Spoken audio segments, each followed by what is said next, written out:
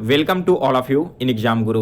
दोस्तों, UP police assistant operator का daily classes यहाँ पर चल रहा है और आज इसी सीरीज में मैं आपके लिए जीके के इम्पोर्टेंट 20 क्वेश्चंस लेकर आया हूँ। दोस्तों, पिछले 2 दिनों से मैंने वीडियो अपलोड नहीं किया था क्योंकि IBPS PO मेंस का पेपर देना था और हो सकता है आगे आने वाले 1-2 दिन और आपको वीडियो ना मिले क्योंकि SSC CGL का मेंस देना है। लेकिन दोस्तों, इसके अलावा बाकी सारे दिनों में आपके रेगुलर क्लासेस चलते रहेंगे, तो आप डेली चैनल पर आकर विजिट करके देख लेना अगर आपके पास नोटिफिकेशन ना जाता है तब भी। दोस्तों, आज की वीडियो में आपको जो क्वेश्चंस करवाने वाला हूं वो आपके एग्जाम से रिलेटेड हैं और बहुत ही इंपॉर्टेंट है। ऐसे ही क्वेश्चन आपको पेपर में भी देखने को मिलेगा। साथ ही दोस्तों, मैंने यूपी पुलिस असिस्टेंट ऑपरेटर के लिए अपने वेबसाइट पर एक मैथ्स का नया क्यूज अपलोड किया है जो कि सभी के लिए फ्री ऑफ कॉस्ट है।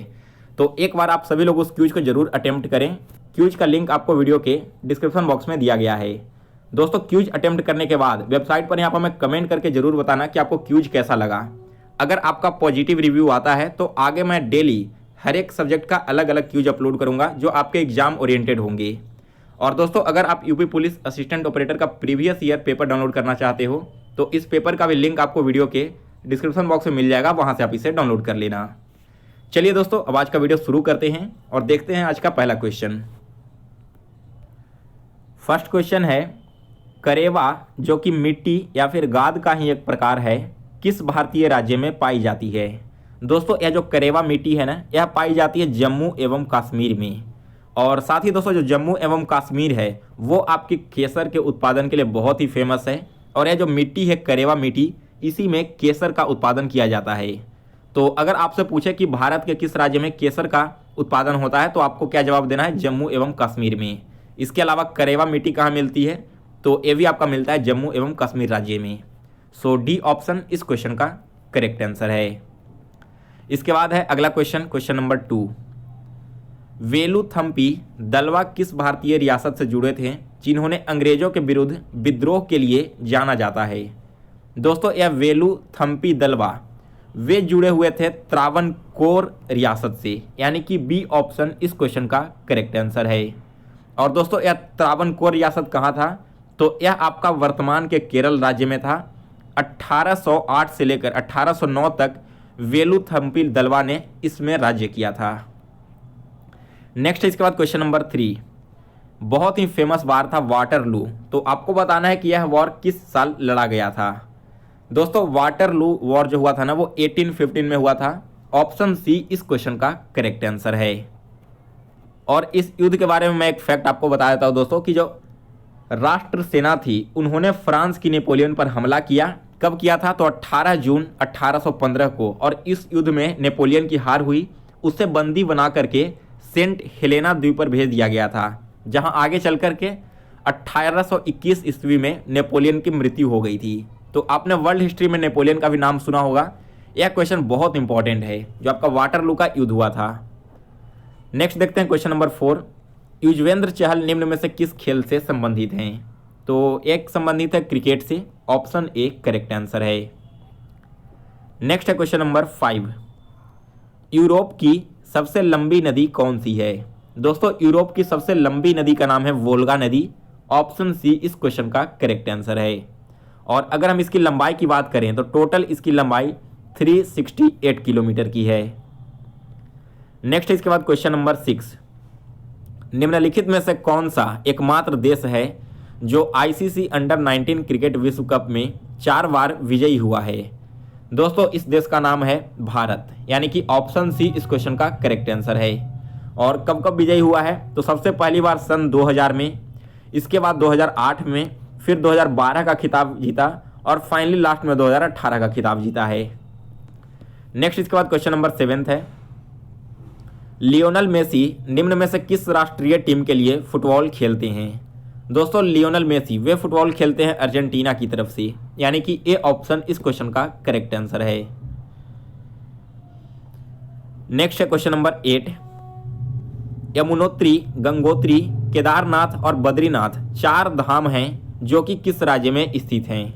दोस्तों, ये चारों के चारों जो पवित्र स्थान हैं वे आपकी स्थित हैं जाकर उत्तराखंड में, यानी कि ए ऑप्शन इस क्वेश्चन का करेक्ट आंसर है। और इसीलिए दोस्तों इसे 4 धाम भी कहा जाता है। नेक्स्ट, इसके बाद क्वेश्चन नंबर 9। गोमती नदी किस राज्य में स्थित है? दोस्तों जो गोमती नदी है ना वो स्थित है आपकी उत्तर प्रदेश में, यानी कि बी ऑप्शन इस क्वेश्चन का करेक्ट आंसर है। दोस्तों यहाँ पर आप सभी लोग ध्यान देना कि यूपी पुलिस असिस्टेंट ऑपरेटर का एग्जाम है, तो आपको यूपी से रिलेटेड भी क्वेश्चन बहुत सारे देखने को मिलेंगे। तो जो भी वहाँ पर कर लोकल जीके वगैरह है वो सारी की सारी चीज़ आप एग्जाम से पहले कंप्लीट कर लेना। अगर टोटल 30 क्वेश्चन आते हैं मान लो जीके में, तो वहाँ पर आपको 5 से 7 क्वेश्चन जो होंगे ना वो डायरेक्ट यूपी से रिलेटेड देखने को मिल जाएगा। चलिए आगे बढ़ते हैं, अगला क्वेश्चन देखते हैं। क्वेश्चन नंबर 10 है, भूटान की राजधानी क्या है? करेक्ट आंसर है ऑप्शन डी थिम्पू। नेक्स्ट इसके बाद क्वेश्चन नंबर 11, भारतीय संविधान के अनुसार निम्नलिखित में से कौन सा विकल्प संघ सूची के अधीन में है? दोस्तों यहाँ पर जो संघ सूची के अधीन आता है वो है रक्षा, यानी कि ऑप्शन ए इस क्वेश्चन का करेक्ट आंसर है। और जबकि इसके अलावा जितने भी है जंगल, कृषि या फिर पुलिस, ये सारे के सारे आपके कहाँ आते हैं? ये स्टेट लिस्ट में और कंकरेंट लिस्ट में आते हैं। नेक्स्ट इसके बाद क्वेश्चन नंबर 12, ब्रिटिश की ग्रीष्मकालीन राजधानी क्या थी? दोस्तों ब्रिटिश की ग्रीष्मकालीन राजधानी थी शिमला, यानी कि सी ऑप्शन इस क्वेश्चन का करेक्ट आंसर है। और शिमला को कब राजधानी घोषित किया गया था? तो 1864 में ब्रिटिश सरकार के द्वारा शिमला को ग्रीष्मकालीन राजधानी बनाया गया था। नेक्स्ट क्वेश्चन नंबर 13, भारत का सबसे बड़ा राज्य जो रबर का उत्पादन करता है? तो देखिए भारत में रबर का सबसे ज़्यादा उत्पादन होता है केरल राज्य में। सो ए ऑप्शन इस क्वेश्चन का करेक्ट आंसर है। और दोस्तों ये जो रबर है वो कैसे बनता है? तो यह पेड़ से एक पदार्थ निकाला जाता है, उस पदार्थ का नाम है लेटेक्स, ठीक है। इसी लेटेक्स से रबर का निर्माण किया जाता है। नेक्स्ट इसके बाद क्वेश्चन नंबर 14, भारत में राष्ट्रीय हिंदी दिवस कब मनाया जाता है? यह मनाया जाता है दोस्तों प्रत्येक वर्ष 14 सितंबर को, यानी कि ऑप्शन सी इस क्वेश्चन का करेक्ट आंसर है। और क्यों मनाया जाता है दोस्तों? तो 14 सितंबर 1949 यानी कि 1949 को हमारी संविधान सभा के द्वारा देवनागरी लिखित हिंदी को राजभाषा के रूप में स्वीकार किया गया था। इसी कारण से हम प्रत्येक वर्ष 14 सितंबर को हिंदी दिवस के रूप में मनाते हैं। अगला क्वेश्चन है क्वेश्चन नंबर 15, निम्नलिखित में से कौन सा राज्य नेपाल के साथ अपनी सीमा साझा नहीं करता है? तो दोस्तों नेपाल के साथ सीमाएं लगती है उत्तराखंड की, बिहार की और उत्तर प्रदेश की, जबकि हिमाचल प्रदेश की सीमा नेपाल से नहीं लगता है। अब इसके बाद दोस्तों लास्ट में हम 5 क्वेश्चंस साइंस के करेंगे, क्योंकि आपके पेपर में साइंस का भी क्वेश्चन देखने को मिलेगा। तो देखिए क्वेश्चन नंबर 16 है, O2 का उपयोग करके पायरुवेट का विभाजन किसमें किया जाता है? देखिए दोस्तों यहाँ पर ऑक्सीजन का उपयोग करके पायरुवेट का विभाजन होता है और यह विभाजन किया जाता है माइटोकॉन्ड्रिया में, यानी कि सी ऑप्शन करेक्ट आंसर है। अगला क्वेश्चन है 17 नंबर, प्रकाश की किरण पानी से ग्लास तक जाती है तो यह झुक जाता है किस ओर?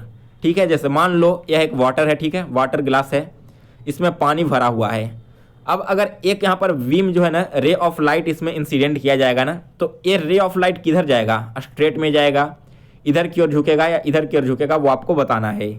तो देखिए इस कंडीशन में क्या होता है कि सामान्य की ओर और धीमा हो जाता है। यानी कि जब भी दोस्तों हम किसी ग्लास में जो वाटर भरा हुआ है और इस पर बीम जब भी हम डालेंगे ना, तो एक आपका नॉर्मल होता है, यानी कि 90 डिग्री बना हुआ है ना, और रिफ्लेक्शन क्या होता है इसके राइट या लेफ्ट में होगा। लेकिन जब हम पानी के अंदर में रिफ्लेक्ट करते हैं तो जो रिफ्लेक्शन है वो धीरे धीरे आपके नॉर्मल की ओर नज़दीक होते चला जाता है। ठीक है, इस चीज़ का आप लोग ध्यान रखना है। यही आपसे पूछा गया कि वो किस ओर झुकता है, तो जो रे है ना वो वापस से जाकर नॉर्मल की ओर झुक जाता है और उसका जो स्पीड है वो भी यहाँ पर धीमा हो जाता है। इसके बाद है अगला क्वेश्चन 19 नंबर, सॉरी इससे पहले क्वेश्चन नंबर 18 है, दिए गए विलयन के पीएच पर विचार करें और किस विलयन में हाइड्रोजन आयनों की उच्चतम सांद्रता है। तो देखिए कैसे हम पता करेंगे, जब भी इस तरह का पीएच वैल्यू आपको दिया हुआ रहे और आपको बताना है कि किस विलयन में हाइड्रोजन आयनों की उच्चतम सांद्रता है, तो देखिए जिस विलयन का इकाई यानी कि यूनिट डिजिट सबसे ज़्यादा होगा ना, उसी में आयनों की संख्या सबसे ज़्यादा होगी। तो अगर देखोगे तो 4.7 है, 8.0 है, 2.4 है, 10.1 है। इनमें से अगर आप यूनिट डिजिट देखोगे इन सभी का, तो यहाँ पर 4.7, ठीक है, 7 जो आपका यूनिट डिजिट पर सबसे ज़्यादा है, तो ये इसका करेक्ट आंसर होगा। इसके अलावा देखो क्वेश्चन नंबर 19 है, कैल्शियम हाइड्रोक्साइड का सही सूत्र क्या होगा। कैल्शियम हाइड्रोक्साइड, इसका सूत्र होता है दोस्तों Ca OH का होल 2, ठीक है, यानी कि डी ऑप्शन इस क्वेश्चन का करेक्ट आंसर है। और इसे दोस्तों हम बुझा हुआ चूना भी कहते हैं। नेक्स्ट क्वेश्चन नंबर 20, निम्नलिखित में से कौन सा लचीला और कोमल होता है? दोस्तों यह होता है आपका तांबा, यानी कि बी ऑप्शन इस क्वेश्चन का करेक्ट आंसर है। तांबा क्या होता है? डक्टाइल भी होता है, इसे हम लंबा खींच सकते हैं और सॉफ्ट भी काफ़ी होता है। इसके बाद दोस्तों 21 नंबर क्वेश्चन है, चंद्रमा पर किसी वस्तु का भार पृथ्वी पर इसके भार का कितना गुना होता है? तो इस क्वेश्चन का करेक्ट आंसर आप सभी को कमेंट करके बताना है। और दोस्तों अगर आप आज के सारे क्वेश्चंस का PDF डाउनलोड करना चाहते हो तो PDF का लिंक आपको वीडियो के डिस्क्रिप्शन बॉक्स में मिल जाएगा, वहां से आप इसे डाउनलोड कर लेना। साथ ही दोस्तों अगर आपको वीडियो पसंद आई हो तो इसे लाइक करें और ज़्यादा से ज़्यादा लोगों तक शेयर करें। और अगर आप इस चैनल पर नए हो तो चैनल को सब्सक्राइब कर बेल नोटिफिकेशन को ऑन कर लें।